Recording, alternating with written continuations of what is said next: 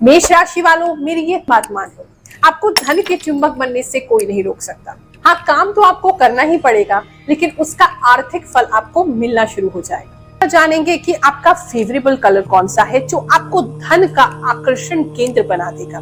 कौन सा है आपका लकी कलर और उसको कैसे यूज करना है, अपनी लाइफ में कहाँ कहाँ उस कलर को आप लगा सकते हैं। जानेंगे अपनी जन्म कुंडली से कि हमारे धन के कौन कौन से ग्रह होते हैं। मैं आपको सिखाऊंगी आपकी जन्म कुंडली में आप अपने धन के ग्रह को कैसे देखें और कैसे उसे मजबूत करें। तो चलिए शुरू करते हैं। ग्रहों की बात गुरु माँ के साथ।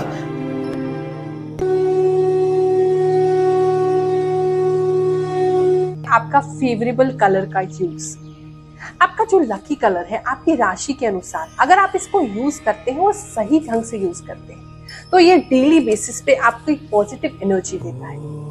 अगर आपकी राशि मेष राशि है यानी कि एरीज राशि है या फिर आपका नाम इनमें से किसी लेटर से स्टार्ट होता है तो आपके लिए जो फेवरेबल कलर है वो है ब्लड रेड, यानी कि जो लाल होता है एकदम ब्राइट रेड होता है वो आपके लिए बहुत फेवरेबल है। इसको अपने शेड्स के साथ यानी कि लाल के जितने भी रंग को आप प्रयोग करेंगे, जितने भी शेड्स को आप यूज करेंगे आपके लिए बहुत भाग्यशाली है। अब मैं आपको बताने जा रही हूँ आपके लकी कलर को, आपके फेवरेबल कलर को आपको कहाँ कहाँ यूज करना है। आप इस कलर को डेली कपड़े जो पहनते हैं उसमें यूज कर सकते हैं। जितना ज्यादा आप अपना फेवरेबल लकी कलर यूज करेंगे उतना ज्यादा वो आपको बेनिफिट करेगा, धन को आपकी ओर आकर्षित करेगा। आप चाहें तो इसको अपने वॉल कलर्स में भी यूज कर सकते हैं, यानी जिस कमरे में आप बैठते हैं उसके अंदर भी इन कलर्स को आप ऐड कर सकते हैं, पेंट करा सकते हैं इस कलर का। जो टेबल्स हैं, चेयर्स हैं, जो उसकी जो अपहोल्स्ट्री है, उसका जो कपड़ा है उसमें आप यूज कर सकते हैं।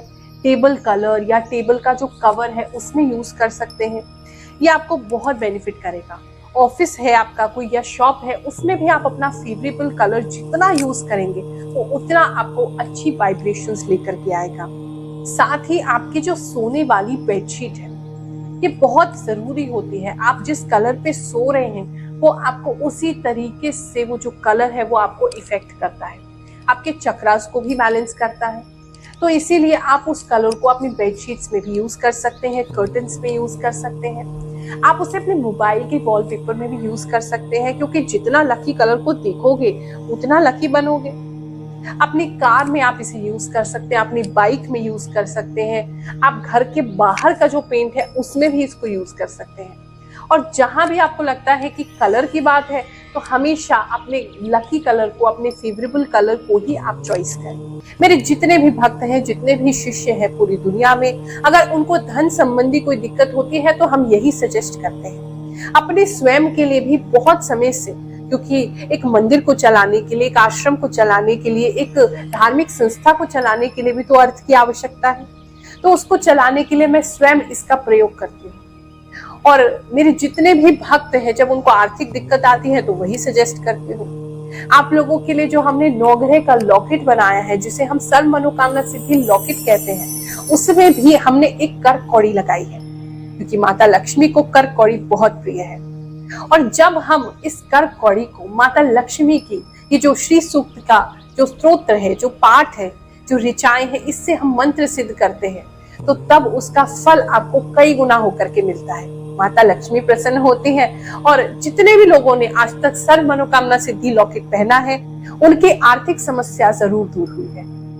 अगर आपको धन संबंधी ऐसी समस्या है तो आप श्री सूक्त का रोजाना पाठ करें, और चाहे तो हमारी गुरुमा फाउंडेशन एवं शनिपीठ मंदिर से आप वो लॉकेट भी अपने लिए मंगा सकते हैं। हाँ, बस ये मत समझिएगा कि गुरुमा ने हमको बता दिया है तो हम बस ये उपाय करके घर पे बैठ जाएंगे और धन हमारी ओर खूब चल के आता जाएगा।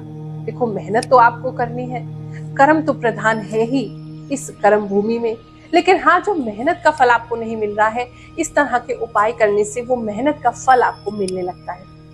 अगर आपको लगता है कि गुरु माँ बहुत उपाय कर लिए हैं, थक गए हैं, समझ नहीं आता क्या करें, तो बिल्कुल मत परेशान होइए। आपकी गुरु माँ हमेशा आपके साथ है। जिन लोगों के पास धन की कमी है उनके लिए हम फ्री जनता दरबार लगाते हैं। आप किसी भी गुरुवार सुबह 11 बजे से 2 बजे तक आकर के हमसे मुलाकात कर सकते हैं। 1 रुपया हम उसमें चार्ज नहीं करते हैं। आपको फ्री उपाय बताएंगे, आपकी कुंडली देखेंगे, आपको परामर्श देंगे। जिसकी कुंडली भी नहीं है उसकी फेस रीडिंग करेंगे, उसका चेहरा देख के उपाय बताएंगे। और प्रभु की कृपा है, हमारे गुरुदेव का आशीर्वाद है, अब तक जिसको भी उपाय बताए हैं उसको फलित भी होते हैं और सही भी सिद्ध होते हैं। अगर आपको धन की समस्या नहीं है, घर बैठे बैठे उपाय लेना चाहते हो, फिर भी चिंता मत करो। वीडियो कॉल अपॉइंटमेंट आप बुक करा सकते हैं। जो नंबर आपके पास हमारी संस्था के फ्लैश हो रहे हैं, हमारे मंदिर के फ्लैश हो रहे हैं, उस पर आप कॉल कीजिए और वहां से सारी इंफॉर्मेशन लेके आप ऑटोमेटिकली जो अपॉइंटमेंट है वीडियो कॉल का वो बुक कर सकते हैं। क्या लगता है आपको, उपाय काम करते हैं या आपको लगता है ये सारी चीजें सुपरस्टिशन है, अंधविश्वास है? तो चलो किसी से मिलवाती हूँ जिन्होंने उपाय किए हैं और उनको उसका प्रभाव भी महसूस हुआ है।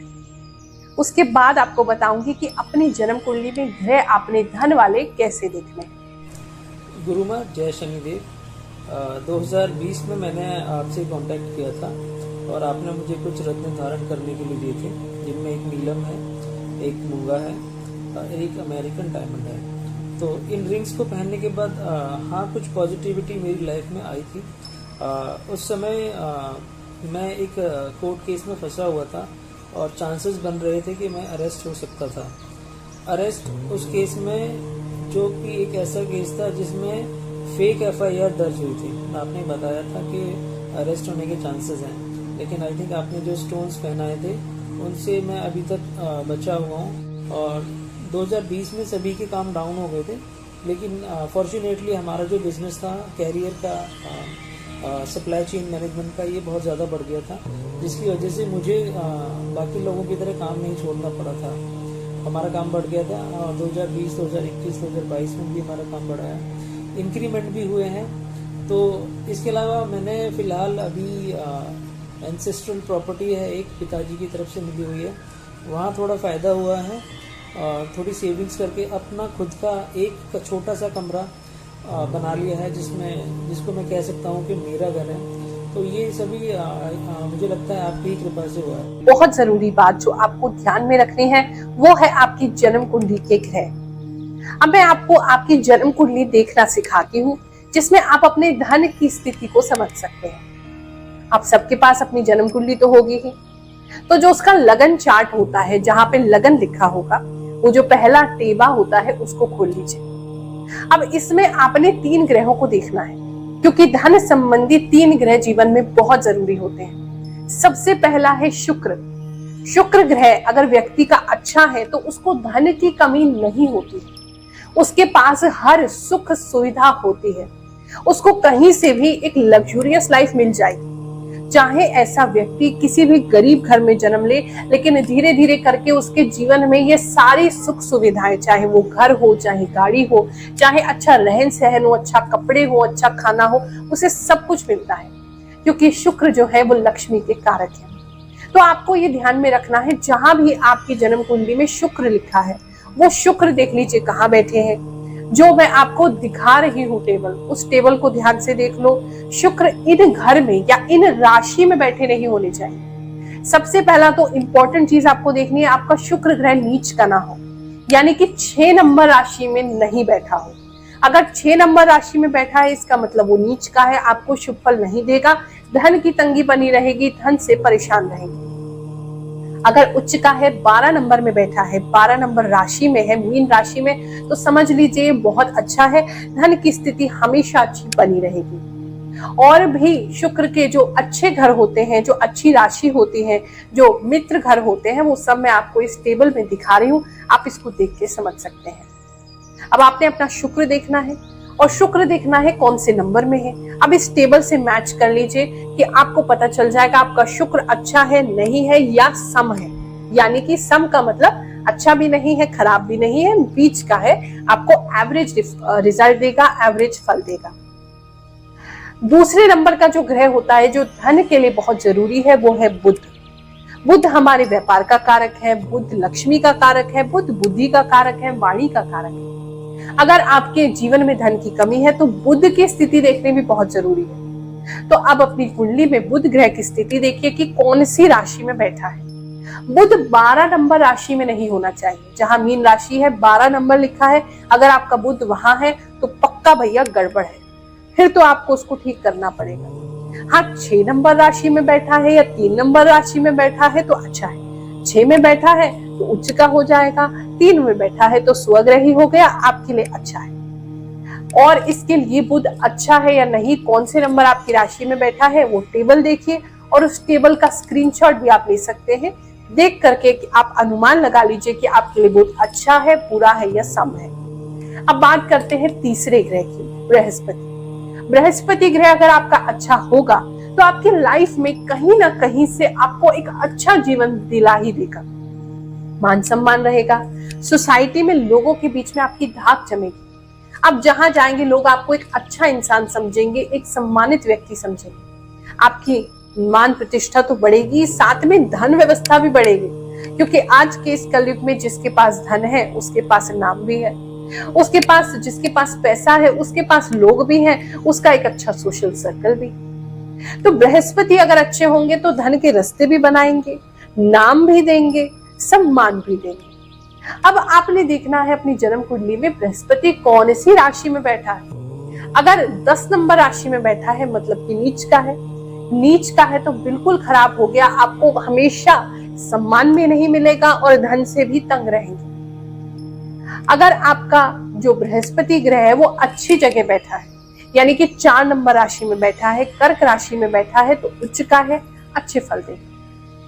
अपनी ही राशि में बैठा है, धनु में बैठा है, मीन में बैठा है, यानी 9 नंबर में है, 12 नंबर में है तो भी अच्छे फल देगा। बाकी आपकी कौन सी राशि में है आप उस टेबल से टैली कर सकते हैं। अब ये तो मैंने आपको बेसिक एक बता दिया, वैसे बहुत सारी चीजें और देखी जाती हैं धन की स्थिति के लिए, लेकिन एक बेसिक आइडिया मैंने आपको दे दिया है। अब इसमें मान लीजिए कोई ग्रह आपका किसी क्रूर ग्रह के साथ बैठा है तो उसका प्रभाव कम हो जाएगा, किसी ग्रह की दृष्टि उस पर पड़ रही है, राहु केतु परेशान कर रहे हैं, तब भी दिक्कत आती है। लेकिन फिर भी मोटा मोटा इससे आप आंकलन कर सकते हैं कि आपके धन की स्थिति जीवन भर कैसी रहेगी और कैसे इसको बढ़िया भी करना है, वो भी मैं अभी आपको लास्ट में बताऊंगी, तो वीडियो को छोड़ के मत जाइएगा। अब दूसरी एक और चीज आपको अपनी जन्म कुंडली में देखनी है। जन्म कुंडली में 1 से लेकर के 12 घर होते हैं, जैसे कि आपको स्क्रीन पर दिख रहे हैं। कौन सा घर किस चीज के लिए होता है वो भी मैं आपको स्क्रीन पर दिखा रही हूँ। अब इसमें धन के लिए दूसरा घर और एकादश घर यानी कि 11वां घर, ये बहुत इंपॉर्टेंट है। यानी कि अगर 2 नंबर घर में कोई अच्छा ग्रह है तो फल देगा, आपकी 11 नंबर घर में अच्छा ग्रह है तो आपको फल देगा, या तीनों में से जो मैंने आपको बताए हैं शुक्र, बुध और बृहस्पति, अगर ये बैठे हैं दोनों में से किसी भी घर में और अच्छे उच्च होके बैठे हैं तो धन की स्थिति जीवन भर बहुत अच्छी रहेगी। अब आपने अपने द्वितीय भाव को और एकादश भाव को देखना है। वहां देखना है कोई क्रूर ग्रह तो नहीं बैठा है, राहु केतु तो नहीं बैठा है, अच्छे घर है कि नहीं और वो अच्छी राशि में है कि नहीं। और ऐसे ही इसके आगे भावेश की स्थिति भी देखी जाती है, यानी कि उस भाव का जो स्वामी है उसकी स्थिति क्या है, उसके हिसाब से भी हम देखते हैं। लेकिन इससे आपको एक आइडिया लग गया होगा कि आपके ग्रह धन के कैसे हैं। लेकिन एक और रूल समझ लो, एकादश भाव में कहते हैं जो भी ग्रह बैठा हो, चाहे वो नीच हो चाहे वो क्रूर हो, वो भी अच्छा परिणाम देने लगता है। लेकिन फिर भी अगर आपको लगता है कि परिणाम अच्छा नहीं आ रहा है, मुझे वो रिजल्ट जो मेरी मेहनत का मिलना चाहिए वो नहीं मिल रहा है, तो मैं आपको इन तीनों ग्रह को अच्छा करने के लिए उपाय बता रही हूँ। इस उपाय को आप फॉलो करिए, छोटे छोटे घरेलू उपाय हैं, आपको धन की स्थिति जरूर बेहतर होती हुई दिखाई देगी। मात्र 21 दिन करके देखो, बहुत चीजें बेटर होंगी। उसके बाद एक बार आकर के या तो गुरु माँ से दिल्ली में मिलना, नहीं तो मुझे फोन कर लेना, वीडियो कॉल अपॉइंटमेंट ले लेना, मैं आपको आगे क्या करना है वो बताऊं। आपका शुक्र ग्रह अच्छा नहीं है, आपको पता चल गया है, नीच राशियों में बैठा है या शत्रु राशि में बैठा है। ऐसे में क्या करेंगे, शुक्र को अच्छा करो। बलवान करने के लिए क्या करोगे, उसके लिए आपको रोजाना परफ्यूम का यूज करना है।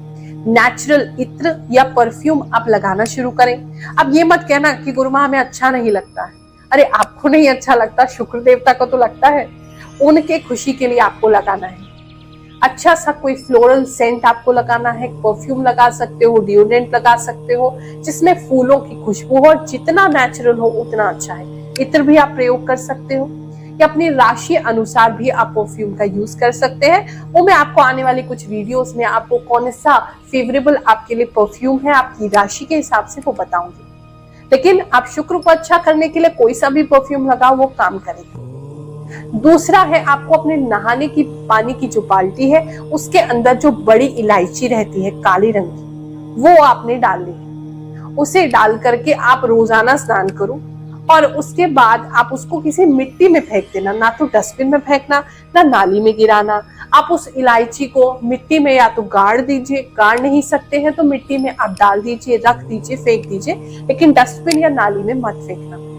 इससे रोजाना स्नान करोगे, आप देखोगे 21 दिन के भीतर भीतर आपका शुक्र आपको अच्छा फल देने लगा है। अगर आपको दिखा आपका बुध अच्छा नहीं, और हाँ, एक और प्रश्न आप लोग करेंगे कि क्या हम सारे उपाय कर सकते हैं, तो तीनों ग्रह के उपाय भी आप साथ में कर सकते हैं, उसमें कोई विरोधाभास नहीं है। अब मान लो आपका बुध ग्रह अच्छा नहीं है, आपको पता चला नीच राशि में है या शत्रु राशि में है। ऐसी स्थिति में आपने क्या करना है, आपने रात के समय हरे मूंग की दाल साबुत लेके आनी है, उसको भिगोना है 1 मुट्ठी, और भिगोने के बाद जब वो मुलायम हो जाए सुबह के समय अपने खाने से पहले उसे पक्षियों में या कबूतरों के बीच में डाल दीजिए। दूसरा उपाय करना है, आपके आसपास जो भी माता का मंदिर हो, देवी माँ का मंदिर हो, वहां सेवा करो। तन मन धन जो आप कर सको वहां सेवा दो, आप देखोगे आपके बुध ग्रह अच्छे होने लगे हैं। अब बात करते हैं बृहस्पति की। अगर आपका बृहस्पति ग्रह अच्छा नहीं है तो उसके लिए क्या करेंगे? उसके लिए आपने किसी गुरुकुल, जहां पर के वैदिक शिक्षा दी जाती हो, जहां बच्चों को धर्म सिखाया जाता हो, अच्छा ज्ञान दिया जाता हो, वहां कुछ भी सेवा करनी है या दान करना है।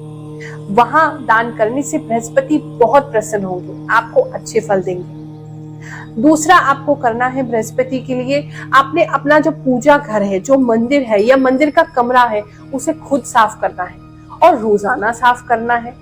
और जितना साफ करोगे, जितना अच्छा रखोगे रोजाना, आपके बृहस्पति उतने प्रसन्न होते जाएंगे। अब एक मिस्टेक आप हमेशा करते हैं, उपाय तो खूब करते रहते हो, कहते हो लगते नहीं है। अरे भैया, उपाय करते हो तो प्रार्थना भी तो किया करो, भगवान को ये भी तो बताओ, प्रभु मुझे ये चाहिए।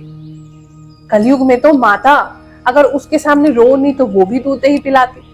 तो आपको अपने परम पिता परमेश्वर, अपने ईश्वर, अपने देवता को बताना तो पड़ेगा कि प्रभु इस हेतु हम ये उपाय कर रहे हैं। तो आप सभी उपाय करते समय प्रार्थना अवश्य करें अपने इष्ट से, उस देवी देवता से जिसके लिए आप कर रहे हैं, उनसे प्रार्थना करोगे। वो प्रार्थना में इतनी शक्ति, इतना भाव होता है कि वो उन तक जरूर पहुंचेगा और वो विवश हो जाएंगे कि वो आपको फल दें। आज के लिए यही समाप्त करते हैं। ये जो उपाय बताए हैं इसको जरूर आजमाएं और फिर देखें सनातन हिंदू धर्म में कितनी शक्ति है। जय शनिदेव, जय श्री कृष्ण।